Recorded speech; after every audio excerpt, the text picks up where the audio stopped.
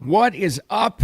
What's going on? What's happening? And boy, yesterday was a tough day for the nothing ever happens in the summer crowd, huh? What a busy news day. And it's tough to kind of do a live stream and talk about what's going on and what it means to you and me, how we can power ourselves and not talk about a major conflict in the Middle East. So we'll get the details on that and what we know so far. What do we care about is what's the U.S. involvement, right? That's all that matters to you, me, and everybody else. What we know so far isn't a lot. But the president did speak out, not on his own, but he talked to Bret Baier last night. So we'll get to what he's saying about, too. We've got to talk about the political stunts, the overgrown theater kids that are in the Senate now these days, running right to a camera, making their voices heard. This thing was so staged by design. Sadly for them, it didn't get the kind of news coverage they thought it would. Not after a while, anyway. We'll talk about that as well. And, this is the weekend. It's actually tomorrow, right? But you'll be out spending time with dad for Father's Day, or, if you're a dad yourself, and enjoying that and family time. Not for the cretins in the underground level of society. It's tomorrow, right? Yeah. No King's Day. Yeah. How about F around and find out day? Because I'm going to play with you for you some sound from some Florida officials. And it's not just Florida, Texas too, some other states that do not have riots, and there's an exact reason why. They will not be playing around with these rioters. We'll get to that as well. And some Father's Day stuff, of course. What do dads really want? We'll get to that age-old question as well. But you're going to be shocked and amazed at how much more we spend on mom than dad. Maybe not shocked, maybe not amazed, but it is what it is. More importantly, welcome to Friday. Welcome to the weekend. Thanks very much for hanging out with me. It's Friday the 13th, too. Ooh, and so much stuff going on. The audio podcast will be available for you usually about 10 minutes after we wrap up the live stream, and that gets out there. But thank you so much. A lot more eyeballs these days on the live stream for Wicked Radio. And if you're watching the replay later on, make sure you like and follow and put the notifications on and all that good stuff. So let's get right to it. Well, it's kind of tough to ignore the biggest story in the world, at least right now. You have other things going on in your life, but worldwide, everybody's concerned about the Israel strike on Iran last night. Now, all kinds of reports back and forth, and you never know truly what to believe. That term, the fog of war. A lot of propaganda, especially in the early days of any kind of a conflict. Just covering news for so many years, you kind of see that right away. Perfect example of this. Look back a couple of years ago when Russia first invaded Ukraine, right? We heard all those stories, all those stories about Ukraine is winning, the ghost of Ukraine, the pilot that's shooting down Russian MiGs, that turned out to be completely false. So just keep that in mind when you hear about stuff like this. But what do we know? Well, the president didn't speak out. He made a written statement last night. He didn't do a press conference yet. I guess there's a meeting in the Situation Room at the White House at 11 a.m. Eastern time. So if you're listening or watching this later on, it may have already happened and the president made a statement. I don't know. As of this point, all we know right now is what he said to one guy. And boy, it must be nice to have that kind of contact. But Bret Baier, big Bret Baier from Fox News, he was the one that spoke to the president. Either the White House called him to get the word out, or they reached out. But this is what he said to Bret Baier, and he was live on the air last night. And this was he had just gotten off the phone with him, and this was his response to what the president said about it. Hey, Trace. Yeah, I just spoke to President Trump. One thing, the president was aware of Israel's action before it happened. There were no surprises here. But he gave me a quote. He said, "Iran cannot have a nuclear bomb. We're hoping to get back to the negotiating table. We'll see. There are several people in leadership in Iran that will not be coming back." Well, that's an understatement. Again, keeping in mind what's true and what's not. But there are reports from the Israeli media outlets that they're saying at least, so it could be more, at least 100 senior Iranian leadership officials have been wiped out in this thing and targeted attacks. Is it true? I don't know, but they're also saying this, and this part of it I believe without even fact-checking it. They said, now, remember the beeper attack back in the fall where they took out, terrorists with individual beepers at that outdoor market? That wasn't this case, but that apparently, Israeli officials now are saying that attack was 10 years in the making as far as design goes. They compared that to this one last night, targeted missile attacks from thousands of miles away. This was 20 years in the design, apparently.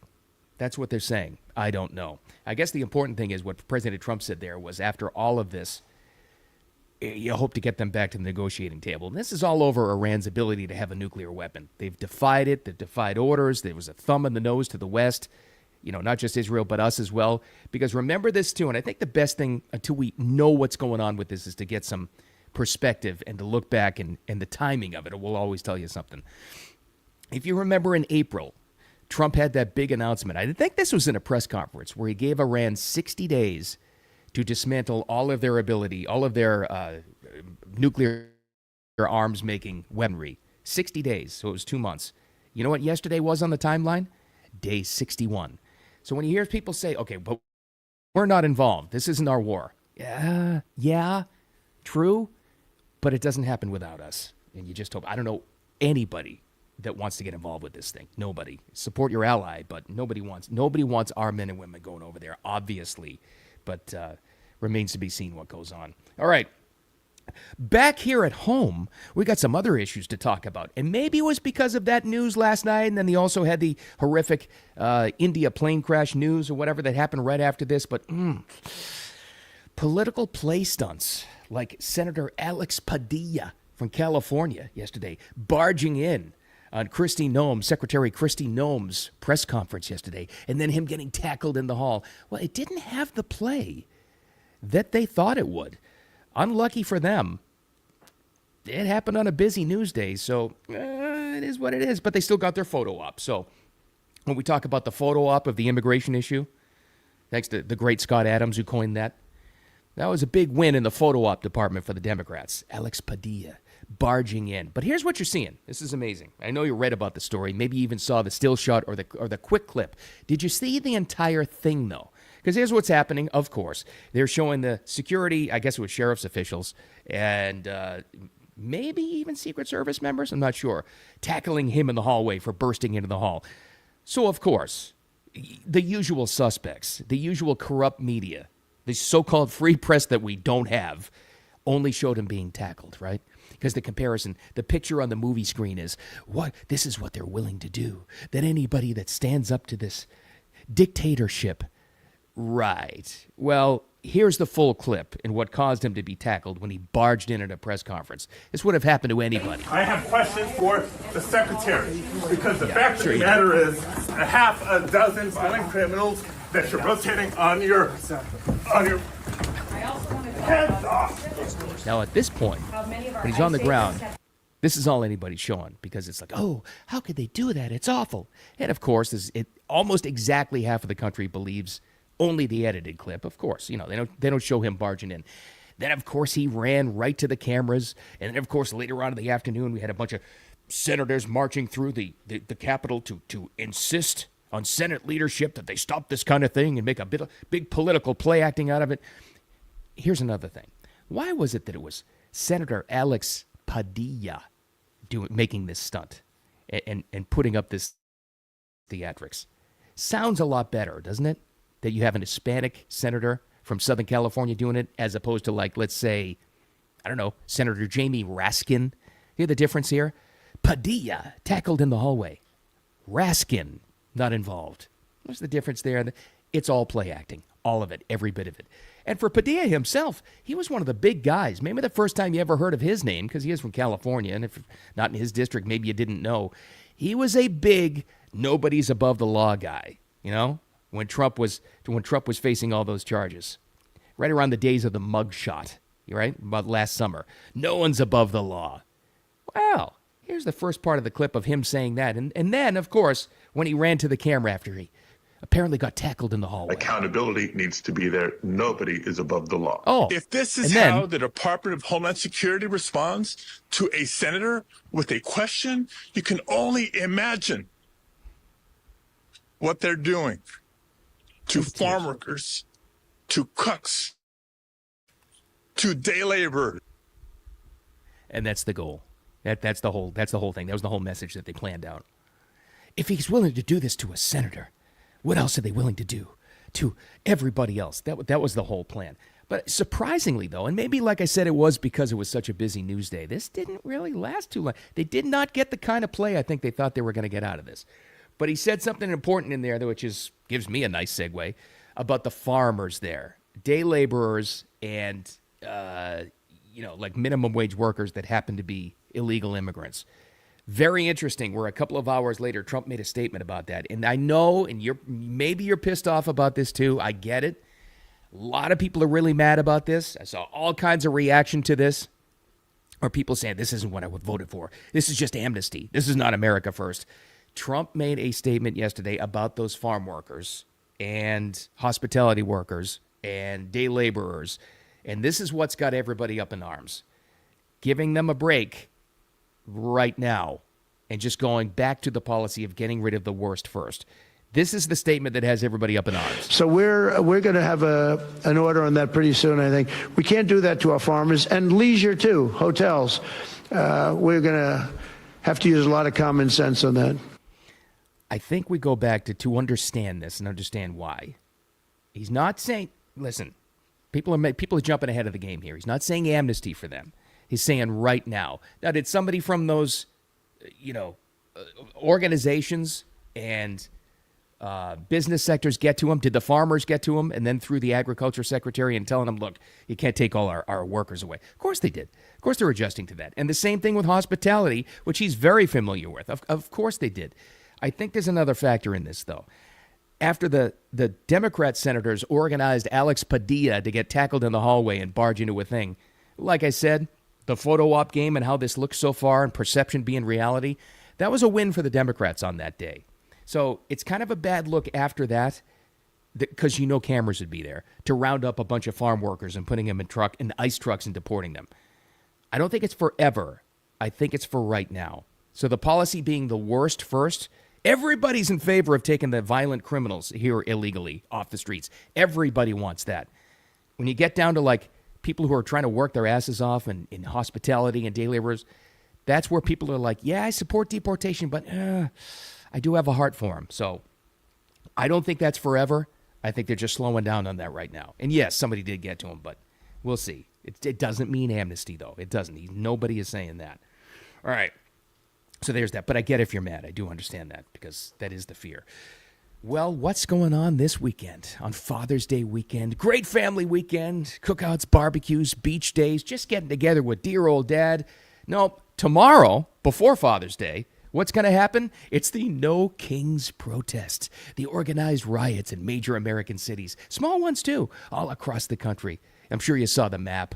We talked about it yesterday. The organization, not organic, by the way. They're all saying the exact same things, and they got to TikTok influencers with big accounts, and they gave them the copy points, and they paid them off to be there and to spread the word, and how being in the country illegally is just a civil offense. It's like jaywalking. Right. Okay. Well, it's gonna be a mess in the same typical cast of character cities, right? L.A. will be a mess. Chicago, Philadelphia, probably Boston, New York will be, maybe even Atlanta. But what's the common denominator here?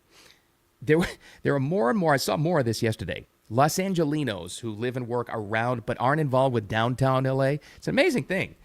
They say it's layered and isolated. Nobody cares about downtown LA anyway. Which I haven't been there too much. I've been a couple of times, but I was not aware of that. And it's interesting how they see that as an isolated event. Even Los Angelinos are saying, Southern Californians are saying that. You think people who know what the trouble spots are and some of the deepest blue, out-of-control cities are? Of course they do. And if it's on the weekend, they're probably not going to be down there anyway.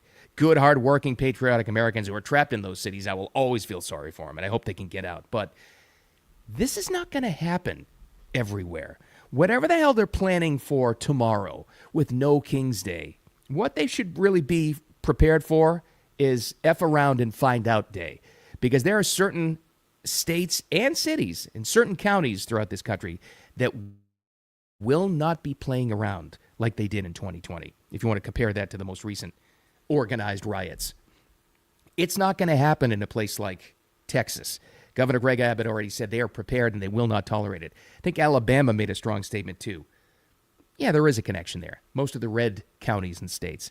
Well, in the state of Florida, it's a little bit different level. First of all, let's go to the governor. Heavy D, Ron DeSantis yesterday. A lot of you don't like Ron DeSantis because he's, a political rival basically to Trump, and I get that and I understand that. I can tell you as somebody who's been here in Florida for his whole administration, He's a really good governor. And this is where leadership matters. When you've got the governor saying, and you'll hear this in a second, if you block a car, you have a right to run them over. I don't think the riots are really going to take hold in the state of Florida. This was heavy D just yesterday. And so if you drive off and you hit one of these people, that's their fault for impinging on you. You don't have to sit there and just be a sitting duck and let the mob grab you out of your car and drag you through the streets. You have a right to defend yourself in Florida. Yeah.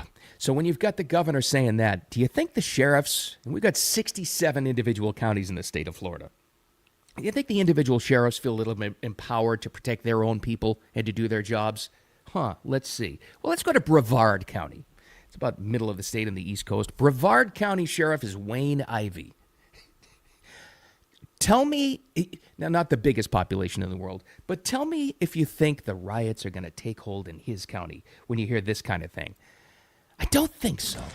If you throw a brick, a firebomb, or point a gun at one of our deputies, we will be notifying your family where to collect your remains at. Boom. Because we will kill you graveyard dead. We're not going to play. This has got to stop. You're watching what's taking place out there. You're seeing police officers that are being attacked, being spit on, being put in harm's way just for doing their jobs. You're seeing ICE agents that are being targeted for doing their jobs. And you're seeing obstructionists that are doing all of this, standing in the way of law and order. Yeah, I don't think Florida is going to have much of a problem. There'll be isolated incidents here and there. And Florida, for example, does have some big cities. There's a massive population as well. But go to a state like, Texas. You'll have a mess in Austin, of course, and, maybe downtown Dallas or Houston, but mostly isolated. Compare that to like California. That'll be a mess. Illinois will be because of Chicago. New York will be, of course. Noticing the trend here? And it's not everybody. Nobody can really say that they have, well, I shouldn't say nobody. Most people can't say they have the means to live wherever they want at any moment. Some of us do. It's the American dream, right? But let me ask you this. How different is it these days compared to before? 10 years ago, whatever it was, looking at a new area, did I want to know who the sheriff was first, who the local county commissioners were, of course, who the governor was, how they feel about crime? Let me ask you this. Have you ever looked at your area or an area you're thinking about moving to? Have you asked who the DA is, who the prosecutor is? Have you ever looked up some of the crime rates? It doesn't sound like the most fun thing in the world. You're looking at like weather and job opportunities and what kind of housing you can get and how the schools are in that area. Usually, that's the takeaway. That's what you do, right? I think the game has changed. I really do. And there's a lot you can find out. And it should be a determining factor just as much as schools and weather and jobs and economy and all that good stuff. Safety, crime stats, who the politicians are, traditionally how they treat this kind of stuff. Look it up. Just look at news stories. In that particular area, in your area where you would like to live, or at least maybe considering, look to see how they handled riots. Look to see how they handled riots in 2020 and maybe this one. Look to see it. Isn't that just as important as a concern? Because for me it is. Now, the game has changed a little bit. Can you control all of this stuff? No. And can it change on a dime? I love this area. I have a really good friend who lives in a crime-ridden area but has an amazing house and an amazing property. So how can you still live there? He goes, I love my house. I get it. And I understand that. I understand all of it. But here's the takeaway. When you feel like so disempowered over this stuff, like you can't do anything, I can't control the outside world. Well, you can, though. You can decide. If you have the means, it's not easy, but you can live where your family, you, yourself, you're going to be welcome, and you're not under constant threat of this kind of stuff. It's a big difference. Think about what the governor of Florida just said compared to a governor where you live in your state. Think about it. There's a lot of research now. We have all the information. You can find out how they handle this stuff, and you can decide. You don't have the complete power, but more than you did before. So we'll see. Good luck with your no kings right and trying to do it in states like that or counties like Brevard County. Good luck to you, because I don't think it's going to be stood for. All right, let's get out of all this stuff and talk about what really matters. First of all, Friday the 13th. It's Father's Day weekend. It's on Sunday. I understand that. I totally get that. But we get the whole weekend. Come on, don't we? Mother's Day. Moms get like a week. And speaking of that, I thought this was funny. I had to look this up, so I confirmed it with a couple of different sources. The old joke is, dads get like a screwdriver for Father's Day, and moms will get a day out, a bouquet of flowers, and a day at the spa, and some jewelry and amazing things. Well, sometimes those old standards and those old jokes turned out to be true. And I just happened to look this up, and I went to a couple of different sources this morning. How much do dads get compared to moms? Dad's Day versus Mother's Day. Well, in 2024, just last year, reportedly, Americans spent $33.5 billion on Mother's Day. Nice. Compared to, $22.4 billion on Father's Day, a difference of $11.1 billion. That one's according to the National Retail Federation. And you know what? I'm here to tell you, and this is a case where I think I can speak for other dads, that's okay. Because you know what dads really want for Father's Day? Honestly, I'll give you the honest, true God answer. We don't want stuff. This is our fault if you're complaining about it, because you ask us mostly what you want for Father's Day. We're like, I don't know, just hang out, whatever. But it's true. This is one of those things that's one of those stereotypes that's absolutely true. We don't want a lot of stuff. We just want to be able to hang out with the people that we love and like and have a good time without having to do a lot of things. And secondly, without having to fix something. That's what we're asking for, okay? Now, if you want to get us a power tool for Father's Day, we're totally fine with that. We get that. But we just want a day to chill. But that said, what are people looking for gifts? Some of them are kind of awesome. These are the Google Trends on what currently, the latest information on Google Trends, what we're searching for Father's Day gifts. Number 1, grills. Okay, awesome. Engraved cutting boards. It's kind of cool. Watches, dartboards, watch cases, tennis shoes, swim trunks. You know what this is with the swim trunks? This is the mom saying, I've got to replace those. And if I get him something for Father's Day, he'll be forced to wear it. That's what that is. Golf bags, sunglasses, personalized socks. Personalized socks is the number 10 search for Google item for Father's Day. Come on.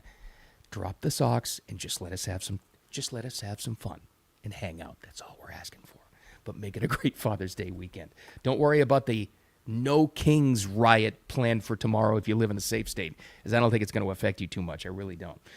And with everything else said and all this craziness going on in the news, don't forget, you can always empower yourself somehow, some way with this if you're informed enough to get it done. All right, thanks for finding me. I appreciate it. I'm out of material. You've got to get into the weekend as well. So let's get to it. The audio podcast will be available for you in just a few minutes. You can listen to that throughout the weekend as well. A lot of this information will be updated as we go on here as well throughout the news, because it's been a crazy news cycle. But also, if you're watching a little bit later on the live stream, on the replay with X, make sure you follow and like and put your notifications on for when we go live. And with all that said, thanks for hanging out with me. I appreciate you as always. Make sure you like and follow. Have a wicked awesome weekend, a great Father's Day. Remember, we just want to hang out. That's all we're asking. But have it a great one. We'll talk to you soon.